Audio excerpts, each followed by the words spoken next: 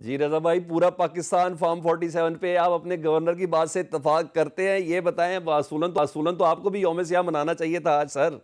Form 47 वाली हुकूमत के साथी हैं आप। कितनी गलत बात है ये।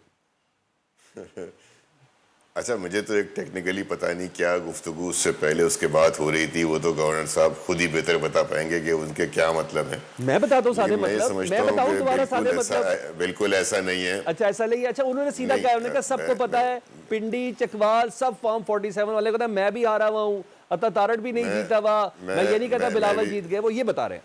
हाँ हाँ, मैं भी यही बात करने जा रहा था कि ये बहरहाल एक सवालिया निशान तो पाकिस्तान के तमाम इलेक्शंस पे रहा है ना, चाहे वो 2013 के हों, 18 के हों या 24 के हों। ये इसमें तो मतलब सभी ये बात करते हैं ना।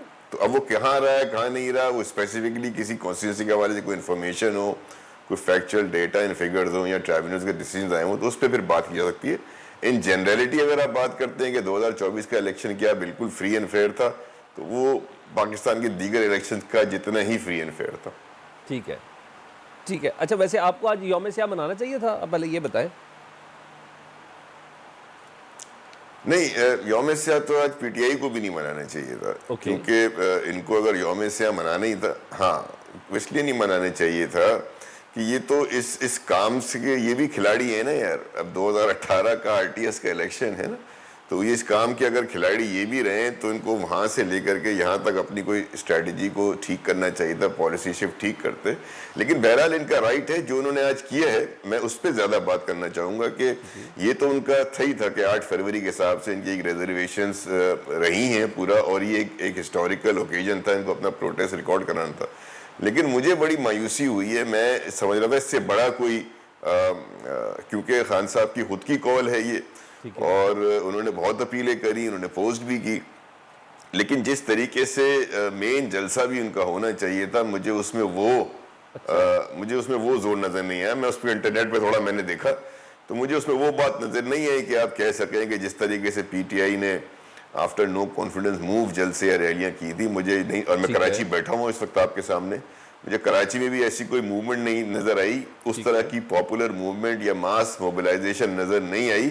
जैसा पीटीआई ने, जो बात दुरुस्त है, वोट ऑफ नो कॉन्फिडेंस के बाद 1 साल तक वो करते रहे थे। अब मैं समझता हूँ उसे बदतरीज बहुत ज्यादा कमी आ चुकी है, लिहाजा इनको अब ये सोचने की जरूरत है हमारे दोस्तों को कि सियासी जमात की हैसियत से हो सकता है, एक अंदेशा ये भी है, इस पर भी सोचे कि अब लोगों ने बाहर निकलना रोज रोज का जो है ना वो छोड़ दिया है। वो आपने सुना होगा ना, किस्सा शेर आया, तो रोज रोज बाहर आ जाते थे लोग गांव के, फिर एक दिन शेर वाकई आ गया और लोग बाहर नहीं आए, तो लोग थकते जा रहे हैं इनके, उन्होंने उनको थका दिया।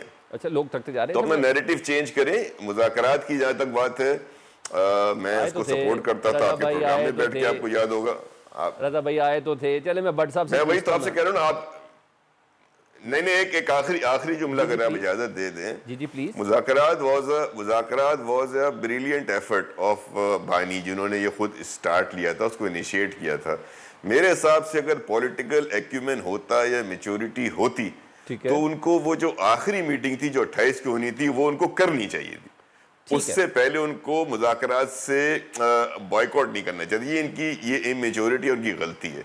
इसलिए मुज़ाकरात की नाकामी अगर आप कहेंगे, तो अगर कामयाबी उसका आगाज था इनका, तो नाकामी भी उन्हीं के खाते में चलेगी।